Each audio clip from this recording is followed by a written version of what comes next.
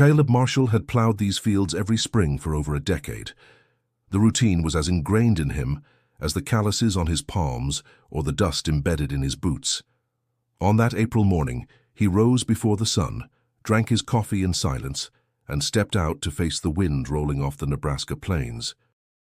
The air carried the scent of wet soil and faded memory, both whispering something he couldn't quite grasp. He climbed into the rusted John Deere tractor, the one his grandfather had left behind, and drove toward the eastern field, a portion of land he'd never cultivated before.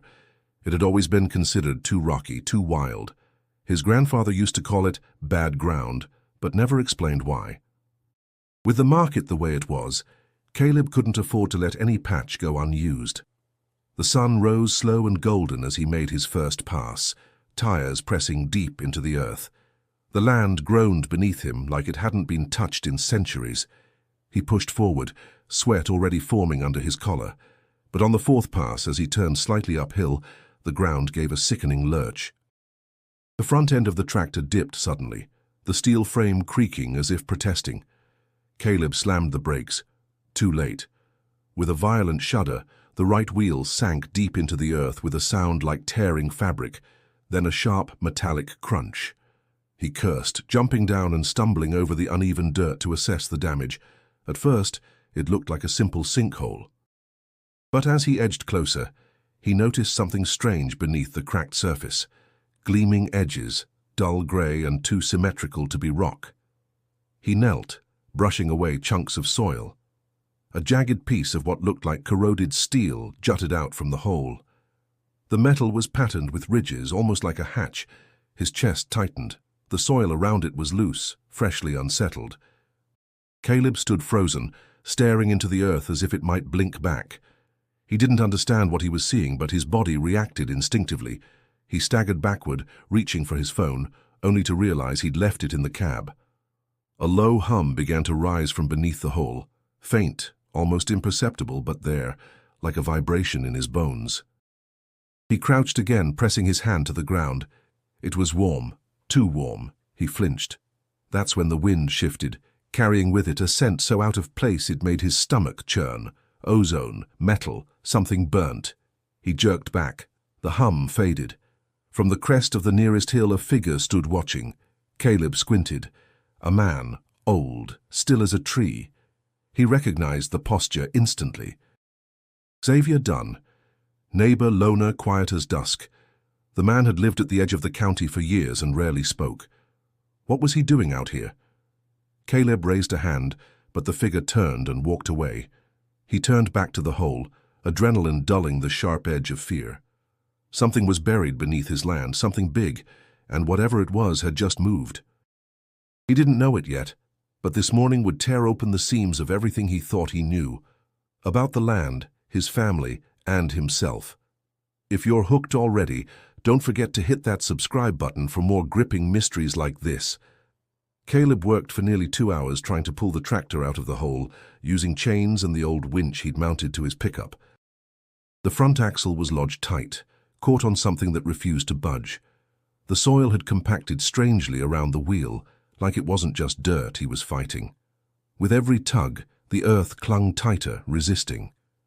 Eventually, he gave up on brute force. He grabbed a shovel from the truck bed and returned to the hole, determination etched deep into his jawline. With each scoop of dirt, more of the strange metallic surface came into view. It wasn't just a piece of buried scrap. It was large, curving, and layered with a dull texture that looked manufactured, artificial, yet ancient. The steel was pocked with rust, but oddly intact beneath the topsoil. He kept digging faster now, unable to stop. The more he uncovered, the more surreal it became. The structure stretched beyond the perimeter of the sinkhole, a rounded edge disappearing under the earth in both directions. He tapped it with the shovel. It gave a deep, hollow thud, not like a tank or barrel, more like a chamber. This wasn't debris. He wiped his brow, his heart beating louder than the wind rushing through the tall grass. The hole had widened, revealing faint grooves along the surface of the metal. Not scratches, not damage, etchings, purposeful. One looked almost like a number, though worn down, possibly a 3 or a B. Caleb stared at it, trying to understand why it made his skin crawl. He stood and paced around the edge, trying to estimate its size. Whatever it was, it had been built underground. Not something buried by time, but something placed there, maybe deliberately hidden. Just then a soft crack echoed behind him. He spun. Nothing. The distant rustle of dry branches, the whine of wind. But he wasn't alone. That gut feeling pressed into his ribs like a cold hand. He scanned the field. No one in sight. But then again, this land had ways of hiding things. He climbed back up to the cab of his tractor, retrieved his phone and checked for signal. One bar flickering. Enough to send a text, maybe. He typed a short message to Evie Carter, the only person he trusted to believe him. Found something. Come quick. He paused before hitting send, then added, "It's buried deep. Looks old." Military, maybe? The moment he pressed send, his phone blinked out, battery dead though it had been half full an hour ago. Caleb muttered a curse and dropped the phone into his coat pocket. The unease that had crept in earlier now coiled tight around his spine. He returned to the hole and knelt beside the steel. A hairline seam ran along the visible edge, almost like a hatch. The thought made his hands tremble. What kind of hatch lies forgotten beneath a Nebraska field for decades? He touched the seam. It was cold now, in stark contrast to the warmth he'd felt earlier. The hum had stopped, but the silence now felt heavier, as if the ground were holding its breath. A sudden gust blew across the field, sending a swirl of dust into the hole. Caleb stepped back, shielding his eyes. As the wind settled, something caught his eye, a shape standing at the edge of the corn rows. He blinked. It was Xavier again, this time closer, still not speaking, still watching. Caleb stared back, the question lodged in his throat. "What do you know?" But the old man turned again and vanished into the trees, swallowed by shadows. The silence of the field stretched into the afternoon, broken only by the chirp of distant birds and the rustle of dry stalks brushing one another. Caleb sat on the edge of the hole, legs dangling, eyes fixed on the curve of metal half buried beneath the soil. His thoughts looped like a skipping record. Why had Xavier been watching him? Why that spot? Why now? He reached for the steel again, fingertips grazing its surface. The ridges were subtle but deliberate. His breath caught as another memory stirred, something long buried, like the object beneath him. He was 8 years old, sitting on the back porch, swinging his legs over the edge while Walter Marshall sharpened a sickle nearby. The old man didn't talk much, but when he did, it stuck. "That patch east of the pines," Walter had said, nodding toward the same field where Caleb now sat. "You don't go there. Bad ground. Don't ask." Young Caleb had asked anyway. Walter had fixed him with a stare that turned the summer air cold. "It doesn't want to be found." Back then, he hadn't understood what that meant. He'd assumed it was just a grumpy farmer's way of talking about sinkholes or weeds, but now, decades later, that warning felt like prophecy. Caleb stood and dusted off his jeans. He scanned the land around him, as if expecting the ghost of his grandfather to emerge from the trees and explain it all, but there was only wind, and the creak of his tractor's frame still wedged in the dirt. He wandered back toward the house, mind spinning. The porch still looked the same boards his boots had stomped across as a kid, the same chipped paint, the same screen door that groaned like an old dog when opened. Inside, he went straight to the attic. The space smelled of mothballs and time. He hadn't been up there since before his grandfather's funeral. Dust hung in the air like smoke. Boxes lined the low beams marked with dates and cryptic labels. Caleb knelt and opened the one marked CM 1987. Inside, photos, school papers, a toy truck. He rummaged deeper and found something unexpected, a leather-bound notebook with initials carved faintly into the cover. WM. He opened it. Sparse handwriting stretched across the yellowed pages.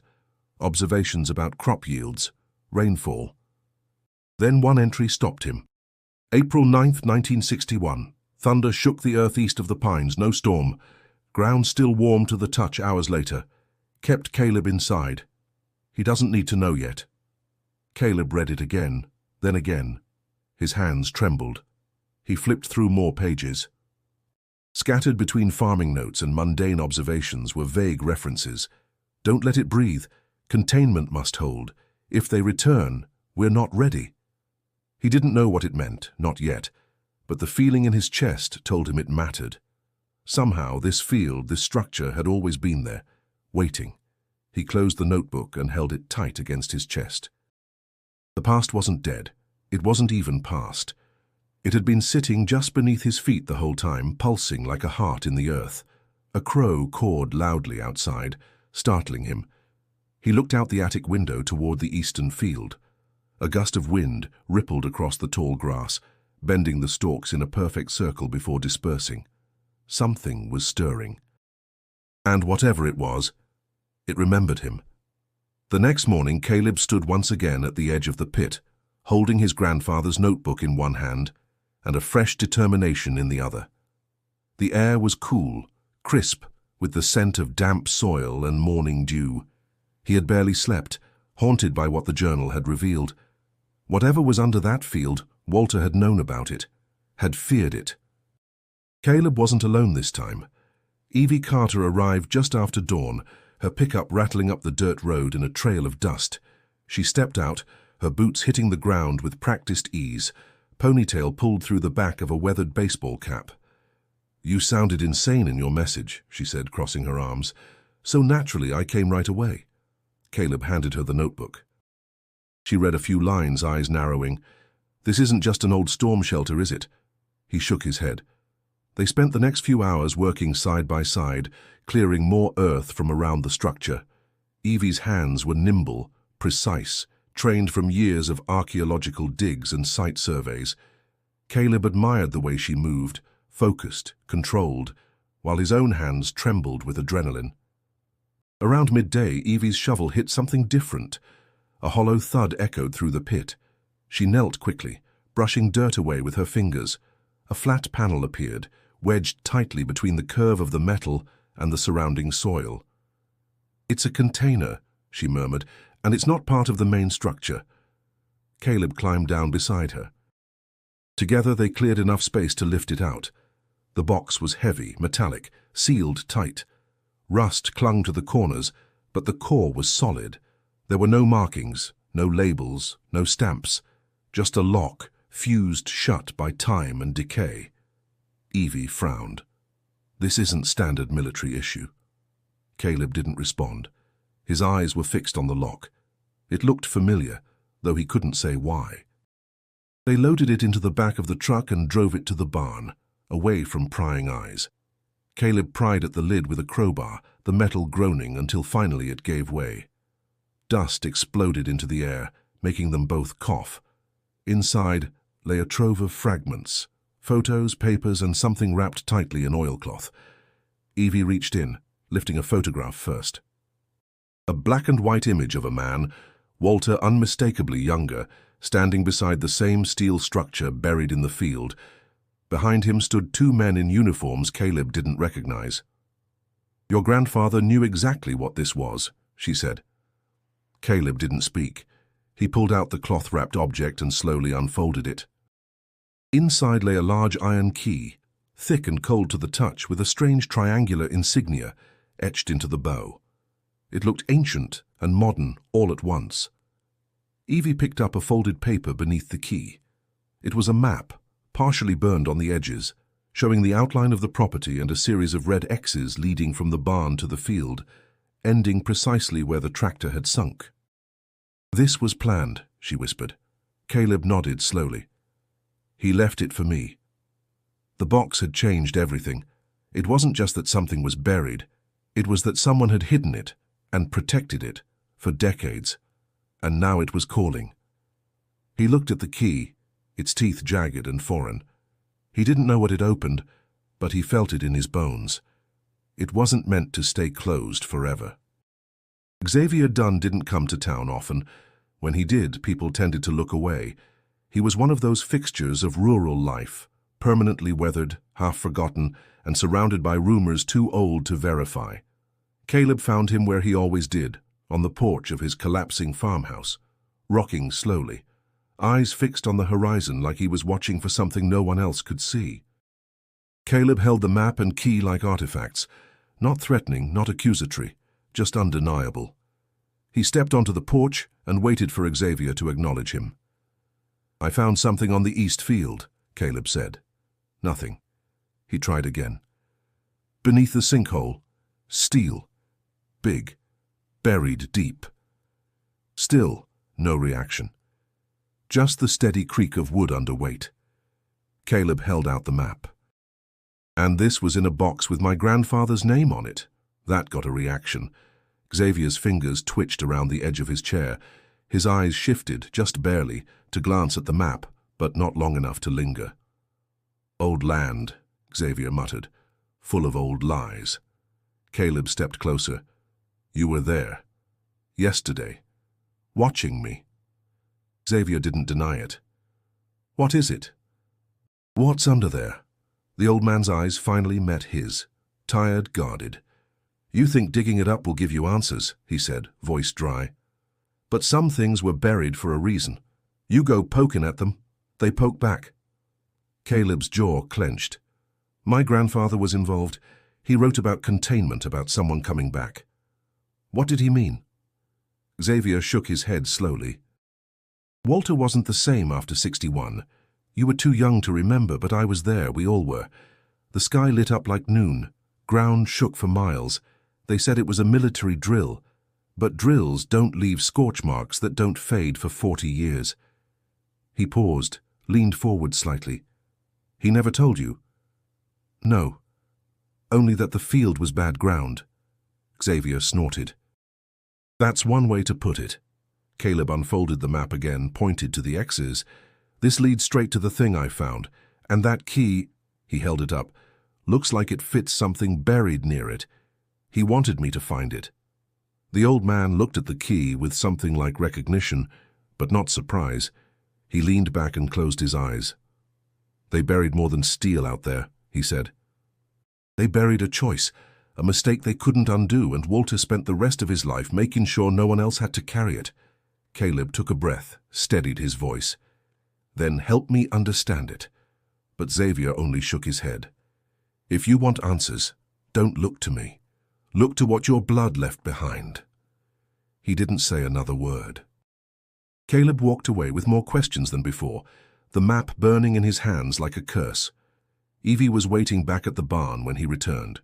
She studied his face as he climbed out of the truck. "No luck?" she asked. "He knows something," Caleb muttered. "He just won't say it out loud." Evie unfolded the map again, tracing the red X's with her finger. "This isn't just a record. It's a guide. Your grandfather wanted someone, maybe only you, to follow it." She pulled out another sheet from the box, a sketched outline of something circular, sectioned, like a cross-section of the buried object. At the center was a square, marked with the same triangle symbol from the key. "This is deliberate," she whispered. "And I think this symbol—" She paused. Her eyes met his. "I think it's a lock." Caleb felt the key in his pocket grow heavier. Then he knew he had to go back.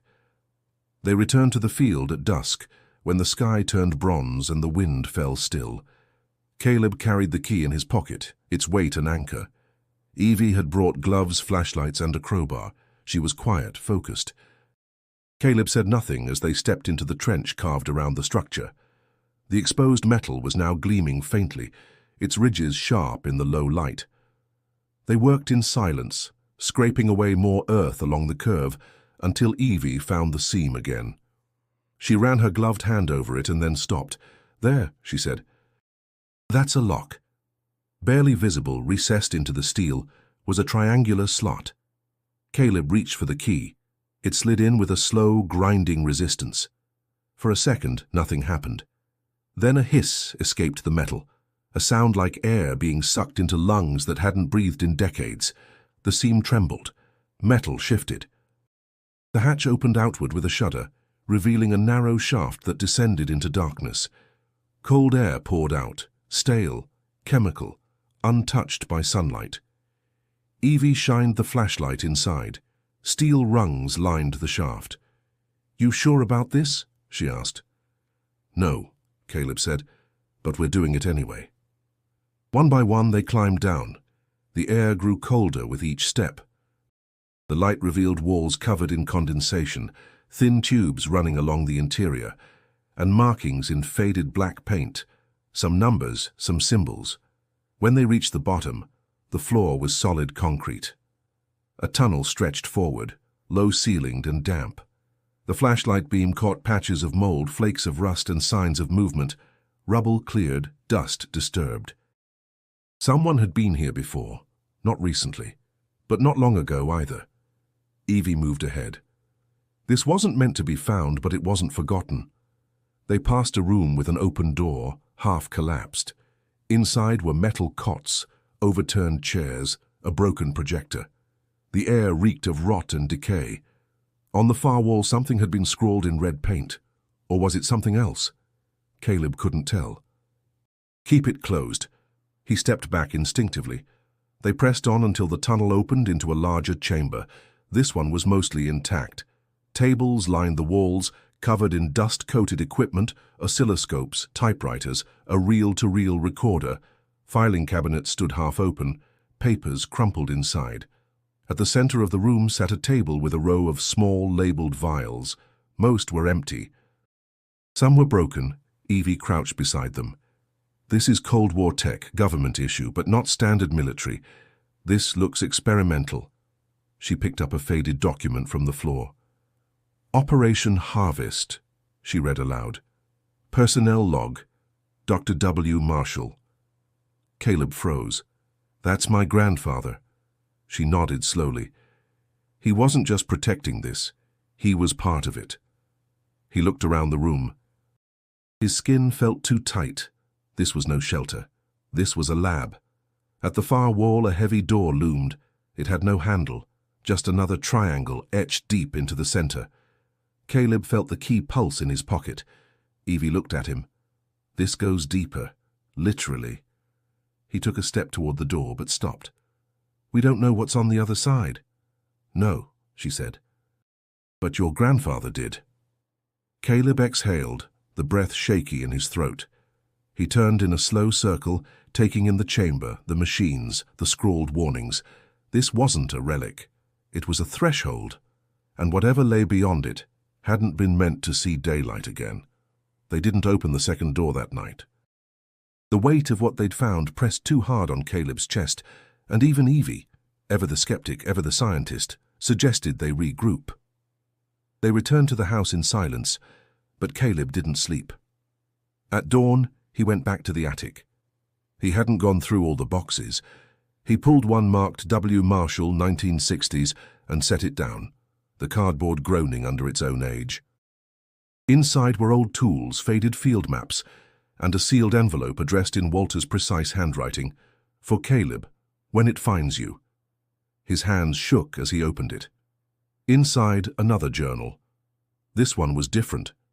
Bound in thick black leather, its pages filled edge to edge in his grandfather's tense, slanted script. Caleb sat down on the attic floor and began to read. July 18th, 1959.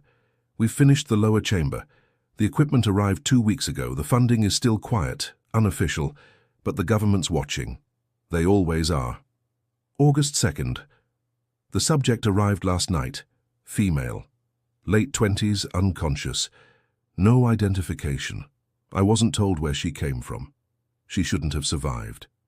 But her vitals are stable. That alone terrifies me. August 14th, she woke. No name, no history, but speaks English with clarity. Says she was born in 1873. Her blood is not right. Cells don't degrade. Accelerated repair. This isn't medicine. This is something else. Caleb flipped forward, heart pounding. September 3rd. We've lost 2 researchers. Accidents, they say. But I saw the fear in their eyes before they left. Something is moving in the lower corridor. I sealed it. I won't let them open it again. October 22nd. I've burned half the records. The rest I buried. What we've done here, it's not meant for our world. They want to harness her, but she isn't power. She's warning. Every time she speaks, it's like something ancient is speaking through her. Caleb stopped, staring at the page. He turned to the final entry, dated December 1st, 1961. She begged me to seal the door, said they were listening, that the field wasn't just a place, it was a passage. I believed her. God help me, I believed her.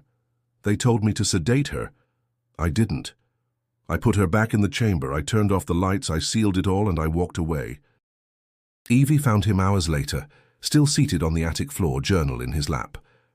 "What is it?" she asked. He handed it to her without a word. She read, slowly, absorbing every line. Her expression changed. Disbelief, fear, curiosity, reverence. "This changes everything," she murmured. "He didn't just guard a secret. He guarded a choice." Caleb nodded. He wasn't trying to hide the past. He was trying to hold it back. Evie closed the journal and looked at him. "Then we need to decide something." He didn't have to ask what. He already knew. The door was still closed, but not for long. The journal sat open on the kitchen table, its pages fanned out like broken wings. Evie circled it slowly, eyes scanning each word again and again, as if meaning would shift with each reading. Caleb stood at the sink, arms crossed, staring out at the distant field. Morning light poured through the window, soft and silent. "You said she claimed to be born in 1873, Evie said finally. Caleb nodded. Evie tapped the edge of the page. "If that's true, then this isn't science. It's something older, something outside biology as we understand it." "She's not human?" Caleb asked. Evie didn't answer immediately. She grabbed a legal pad and started drawing. "You ever hear of the Pahasapa legends? Lakota Sioux stories, sacred lands, gateways, beings that walked between worlds. I grew up hearing campfire versions. Well, the serious stories, the ones not told to tourists, they speak of places where time doesn't work right, where the land listens. Where things cross over." Caleb stepped closer.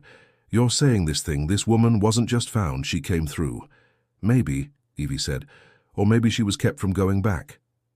She pulled out old files from her backpack, maps, satellite images, geological reports. She laid them out beside the journal.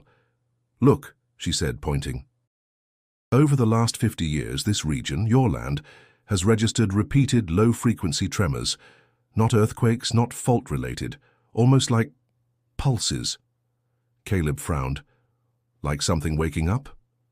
"Or trying to," Evie said. "The field isn't just where your grandfather buried something, it's where he sealed something in." He sat down slowly, his hands gripping the edge of the table. Evie looked at him. "Do you remember when you were a kid? Ever hear noises? Feel strange things in that part of the land?" He thought back.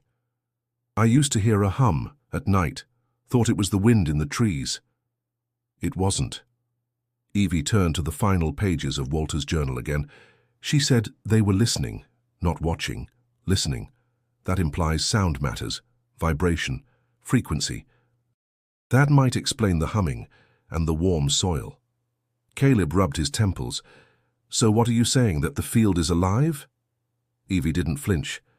"I think your grandfather stumbled into a zone, a fracture point, maybe between dimensions, maybe just deeper layers of the earth we don't understand. But the woman, whatever she is, she came from the other side. And whatever was following her never left." A long silence passed. Caleb looked toward the barn. "So why now? Why is it waking up now?" Evie hesitated. "Maybe because you disturbed it. Maybe because it's time." She reached into her bag and pulled out a sealed envelope. "I found this tucked inside the journal. You must have missed it." He opened it. Inside was a note written in Walter's tight script. "If you're reading this, I've failed. The door must never open. But if it does, follow the frequency. That's where the truth hides." Beneath the note was a set of handwritten numbers, coordinates, and a frequency. 18.5 Hertz. Evie's breath caught. "That's infrasound. Below human hearing." Caleb looked at her. "Can we track it?" She nodded slowly. "We'll need equipment, sensitive stuff. I know someone at the university. He owes me." She paused, looking out the window toward the distant hills. We're dealing with something that's been sleeping under your land longer than we've been alive. And if it wakes up fully, we might not be ready for what it remembers." Caleb gripped the journal again. "Then we better start listening." The sound returned on the third night. Caleb had tried to ignore it, the low hum beneath the wind, but this time it was stronger, pulsing through the walls of the house like a heartbeat buried in stone. He sat up in bed, heart pounding, and knew without question the structure was changing. By morning, he and Evie were already back at the bunker. The key fit the second triangular lock, as if it had been waiting for them. The door opened with a hiss, revealing a short hallway that sloped downward, steeper than the first. The air was colder here, dense and unmoving. They stepped into the dark, flashlights slicing narrow paths ahead. The walls grew smoother, more refined. No rust, no decay. The paint was cleaner. Symbols etched into the steel glowed faintly, not with light but with memory, like they had absorbed something long ago and were slowly releasing it. They reached a final door.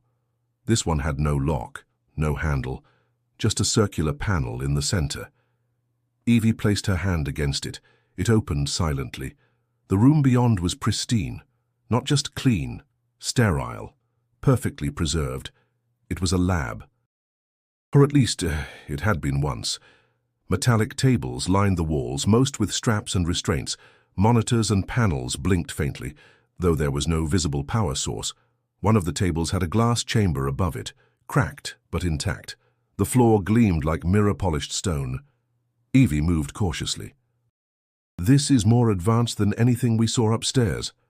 Caleb walked past a series of strange devices, metallic cylinders etched with writing he didn't recognize. Not English, not Latin, something else. In the center of the room stood a tall metal door, this one sealed with thick bolts and reinforced casing.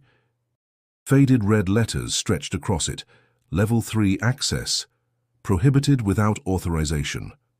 Caleb stared at it. Level 3? Evie turned. "This isn't just a bunker. It's a facility.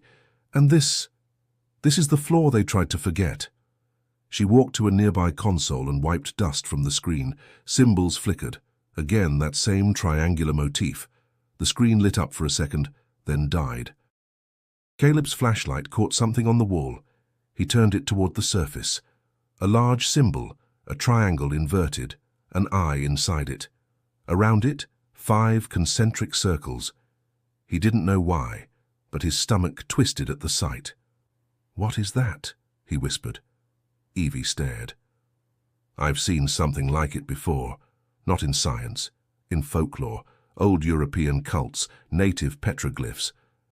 The Watcher within the seal. They believed it represented a being that lived beneath the world, watching from below." She swallowed. Walter knew this. He saw this. Caleb stepped closer to the sealed door. A sound came from behind it, not a hum, a breath. He froze. Evie backed away. "Did you hear that?" It came again, slow, deliberate. Inhale, exhale. Something alive was on the other side of the door. Not a recording, not machinery. Caleb whispered, "This is what he sealed away." Evie didn't move. If it's still breathing, after all these years... She didn't finish. Instead, they turned together and looked around the chamber once more. Hidden beneath generations of silence, beneath farmland and lies, was a place built not just to contain, but to endure. This wasn't a lab, it was a vault, and the thing inside had been waiting. Evie was the first to move. While Caleb stood frozen before the sealed door, she circled the chamber, sweeping her flashlight across the edges of the room. In a recessed alcove, half obscured by darkness and dust, her light caught something glassy, curved, smooth, reflecting dimly. "Over here," she called. Caleb turned, heartbeat hammering. He joined her and saw what she'd found. A cryopod, 7 feet long, encased in reinforced glass and metal, etched with warning labels faded into unreadability. Frost clung to the inside surface, veining like spider cracks. Beneath the glass, a body rested, still, pale, unmoving. A woman. She looked young, maybe late 20s. Her eyes were closed, skin almost luminous, hair floating around her like silk in water. Wires ran from her wrists and temples into the walls of the pod, glowing faintly with pulses of faint blue light. Caleb staggered back. "It's her," he whispered. Evie nodded slowly. "The subject from Walter's journal." He stepped closer, eyes locked on her face. She didn't look dead. She looked suspended, as if caught in the moment before waking. Her chest didn't rise or fall, but there was something unnatural in the stillness. Too perfect, too preserved. "She hasn't aged," he murmured. "No signs of decay, no breakdown." "That's not cryonics as we know it. That's something else entirely."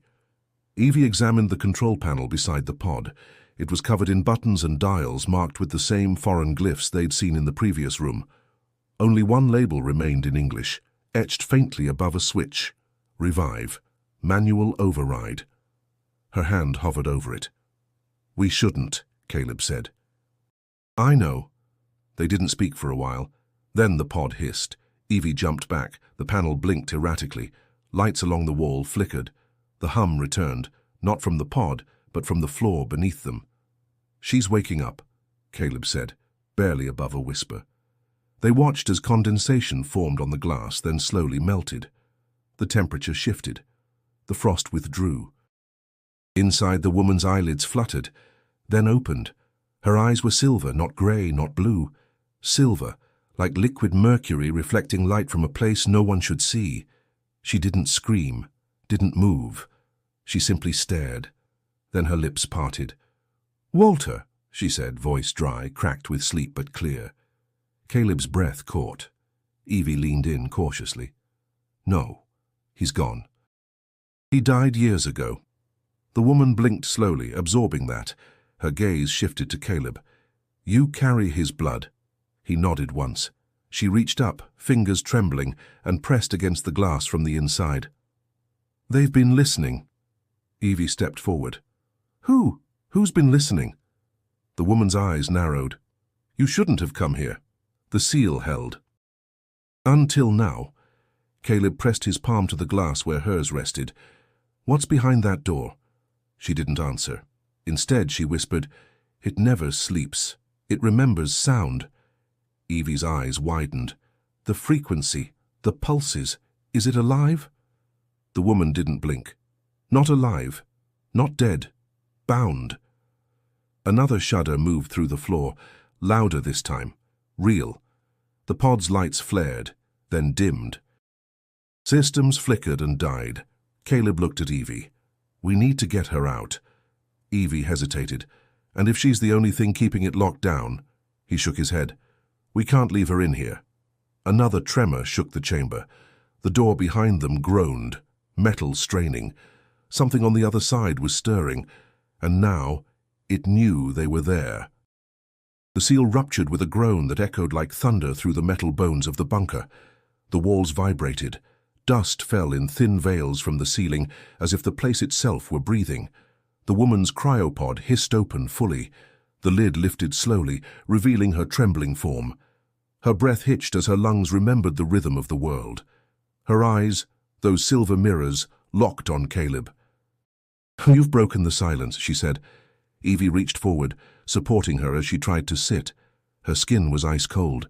Her movements were stiff but deliberate, like someone relearning the art of motion. "What's your name?" Evie asked gently. "I don't remember what they called me," the woman murmured. "Only what he called me. Lightkeeper." Caleb glanced at her. "Walter?" She nodded slowly. "He gave me that name, said I held something the dark was looking for." Another tremor rippled through the ground, louder, closer. The sealed door at the far end of the chamber groaned again, bolts trembling. Caleb's pulse spiked. "We need to get out, now." But the lightkeeper held up a hand. "You can't run from it. Not anymore. It has heard me again." Evie looked around the room. "What is it?" The woman's voice dropped, almost inaudible. "What waits behind that door is not a creature, not something you kill. It's an echo, a will. It survives in memory, in vibration. It's bound to the sound of the one who woke it. Caleb's eyes widened. The hum, the field, it's been waiting for someone to come close enough, long enough, to open the echo, she finished. Evie helped the lightkeeper to her feet. She stood shakily, her feet bare on the cold floor, but she held her head high. Her presence filled the chamber, not with strength, but with certainty. She'd seen it before. Walter tried to silence it, she said. He sealed this place because he realized too late. Some things don't die. They remember. Caleb led them back toward the corridor, but the walls trembled again. The exit flickered in the distance as the overhead lights dimmed one by one. They reached the first chamber just as a siren blared through unseen speakers. It wasn't loud, but it wasn't mechanical either. It was tonal, low, sustained, vibrating through their teeth. Evie covered her ears.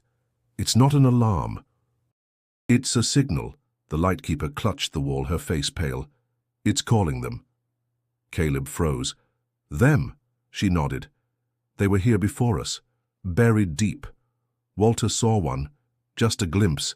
It changed him. After that, he built the vault, but the signal still leaked through. Evie's hands trembled as she activated her recorder. We need to document this. If we don't make it out, someone has to know. No, the lightkeeper said. You don't record it. Sound is how it travels. It rides the waves, carries itself across thought, memory. Caleb grabbed her shoulder. Then what do we do? The bunker moaned around them. A distant thud echoed from below, slow, rhythmic, deliberate. The lightkeeper looked toward the dark hall behind them. We don't fight it. We finish what Walter started. Caleb's voice was hoarse. You mean seal it again? She met his eyes. No, I mean end it. The floor shuddered beneath them. Metal groaned. Far off, something began to move. Caleb looked at Evie. She looked back. They didn't speak. They ran. They reached the upper chamber, breathless and covered in sweat. Caleb slammed the heavy vault door behind them and threw the locking mechanism. It clanked into place with a hollow echo, buying them time, minutes, maybe less. The lightkeeper sat down heavily on a nearby bench, her hands trembling. Evie crouched beside her, checking her pulse, but the woman brushed her away gently. I'm not dying, she said. Just remembering. Caleb leaned against the wall, struggling to steady his breathing. What is it? What is that thing? The lightkeeper looked at him with eyes no longer silver, but something deeper, like starlight held under glass. It's not a single thing. It's a consciousness, a colony of thought, fragmented but connected. Long before your kind walked this land, it ruled in silence. It was buried, not by humans, but by something older that feared it. She took a slow breath. Walter found me in a place where time was fraying. He thought he'd stumbled onto a miracle, but miracles always come at a price. Evie leaned forward. So he helped you escape it? The lightkeeper nodded. He risked everything. The government only saw opportunity. He saw warning. When he realized what they were trying to extract from me, he sabotaged the entire facility, shut it down, trapped me inside. Caleb's voice was tight. Why didn't you try to get out? Because I agreed, she said softly. I told him to lock me in, because I'm the link, the last anchor it can reach. Evie's brow furrowed. You're a conduit. The lightkeeper nodded. It can't take form here without connection, but it can reach through memory, vibration, resonance. It mimics sound, voice, thought. If I leave this place, it follows. Caleb stared at her. So why wake up now? You came too close. You stayed too long. And you carry Walter's blood. She turned to him fully. He tried to protect you. He knew the legacy he left behind. But legacy always finds its way forward. Evie sat back slowly. The maps, the journals, he didn't want it forgotten. He wanted someone to make the final decision. The lightkeeper's voice dropped to a whisper. And that choice is near. Caleb looked down at his hands, covered in dirt, calloused, shaking. All my life I thought he was just a farmer. Tough, quiet, stern. He was a sentinel, the lightkeeper said. One of the last. He didn't just build a farm, he built a barrier. Evie turned to Caleb. And now that barrier's breaking. A deep thump echoed through the steel behind them. Not an explosion, more like a heartbeat, slow, strong, rising. The Lightkeeper stood. I can draw it in, for a moment, long enough for you to reach the core. Walter designed a failsafe, a chamber beneath the lower level. It's not a weapon, it's resonance-based, designed to trap the signal in feedback, collapse it. Caleb's voice cracked. And if it fails?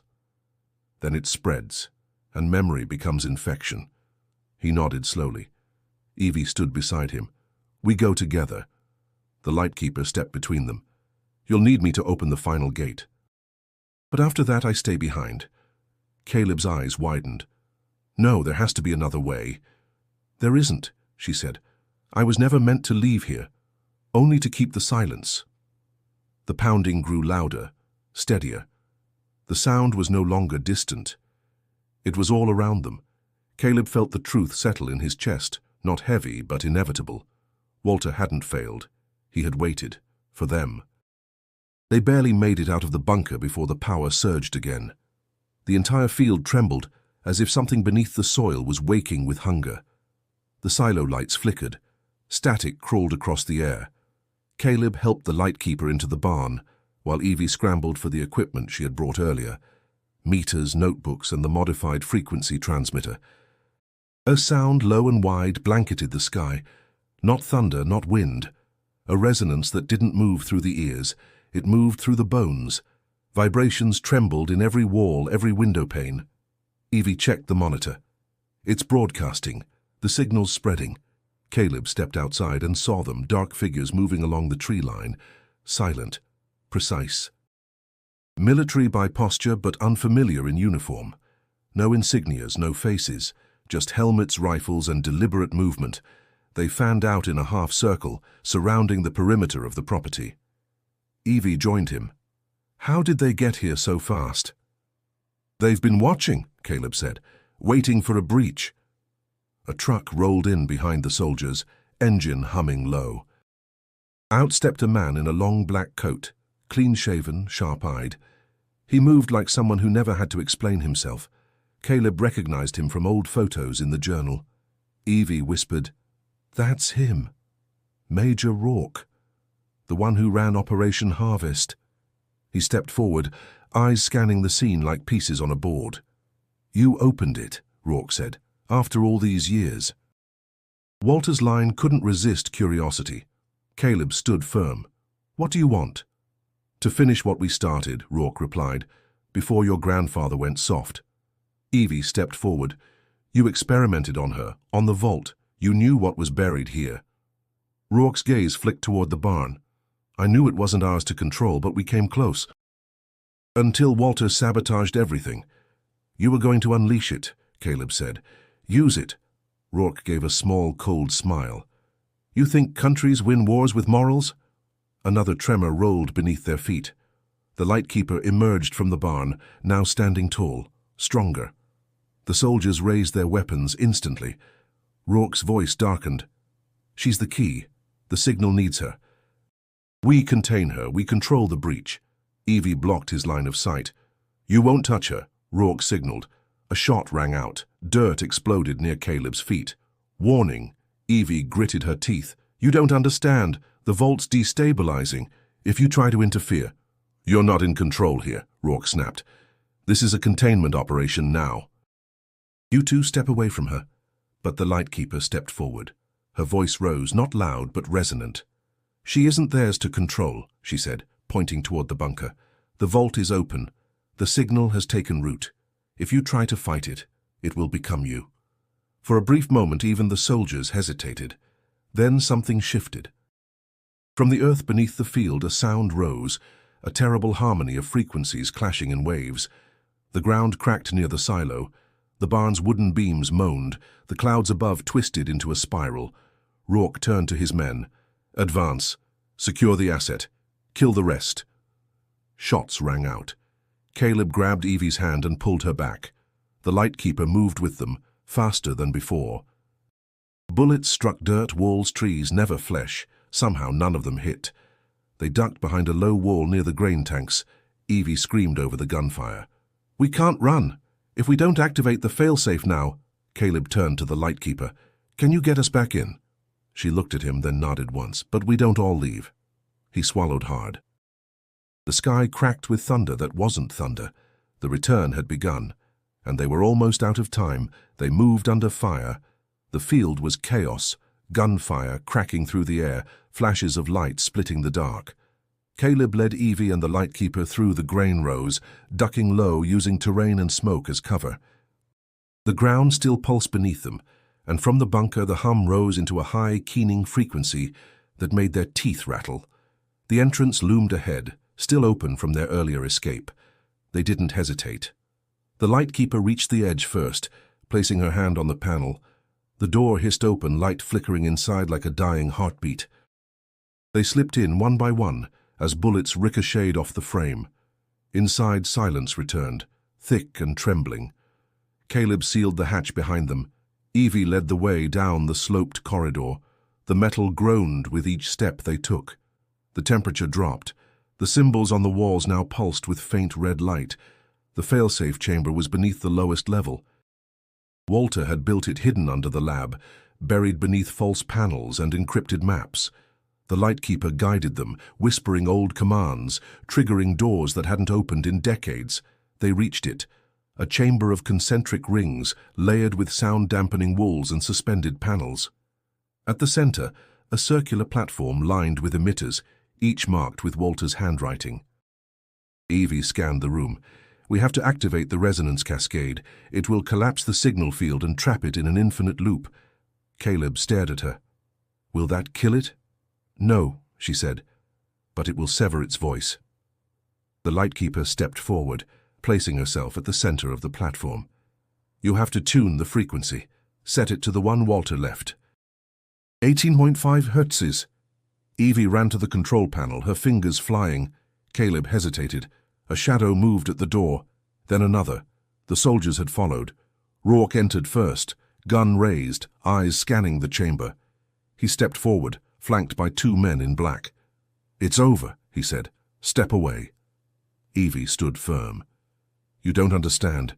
If we don't shut it down, no one gets out." Rourke's voice was cold.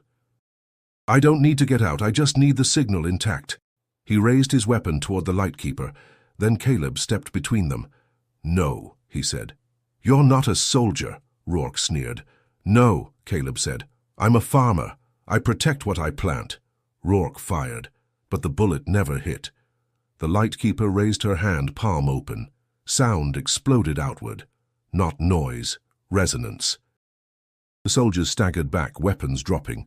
Rourke fell to his knees, hands clamped to his ears, screaming in a pitchless tone. The lights flared. Evie shouted, "Now!" She slammed the switch. The chamber lit with white fire. The emitters hummed, then roared, creating a wave that spiraled inward. The lightkeeper stood calm, eyes closed, face bathed in the glow. The sound rose higher, no longer pain but harmony, a note made of memory and fire. Caleb watched her, this being who had waited, who had carried silence for decades. She opened her eyes one last time and smiled. The resonance imploded. The bunker shook violently, walls cracked, steel groaned. A column of light shot upward through the chamber, then vanished, and everything fell still. Rourke was gone. The soldiers were gone. The hum was gone. Only Evie and Caleb remained. The platform was empty. No trace of her, no echo, just silence. Weeks passed. The field grew quiet again, the soil undisturbed, the wind soft through the tall grass. The silo still stood, the barn repaired. But everything beneath was gone, sealed, collapsed, unreachable. The bunker had imploded from the inside. No tunnel remained, no evidence, only memory. Caleb stood at the edge of the eastern field, looking over the land his grandfather once called bad ground. It looked the same, but he wasn't. Evie joined him, hands in her pockets. She glanced at the fresh wooden post planted in the soil beside them. A small plaque was nailed to it, hand-carved. Let the silence stand. They didn't speak for a while. The silence had changed them. What now? Caleb asked finally. Evie sighed. We watch, we wait, and we don't forget. They walked back to the house together. The attic had become something else now. A study, a sanctuary. Caleb had organized Walter's journals, diagrams and maps. He kept them not to reopen the past, but to protect the future. At the center of the table sat the final page from Walter's personal journal. Caleb had laminated it, framed it in simple wood. He read it every morning. Truth needs guardians, not heroes, just hands strong enough to hold silence. Evie had offered to take the findings to the university, to publish, to warn. Caleb refused. Some things weren't meant for headlines. Some truths needed to rest. Instead, they transformed the barn into a quiet archive. No internet, no names, no announcements. Just records, preserved and protected. A place where future eyes, if ever needed, could look and understand. Evie stayed longer than she planned. Days turned to weeks. Then one day she stopped saying when she would leave, and Caleb didn't ask. He found peace in the soil again, in planting. In the rhythm of seasons. But now he listened to the wind differently. He felt the vibrations of the earth beneath him with more reverence. And sometimes, rarely but undeniably, he heard it. Not a hum, not a warning. A whisper. Like a voice in the bones of the land reminding him, the seal holds. One evening he stood alone at the field's edge, the sun setting low. He pulled the final box from his pocket, old metal dented. Inside was the triangular key, no longer useful, but he couldn't throw it away. He placed it in the soil beside the post, covering it gently, and walked away. The truth had returned to the earth, and now it belonged to time. If this story gripped your soul, don't forget to subscribe for more revelations like this. Click on the next story on screen. You won't believe what was found in that mountain cave.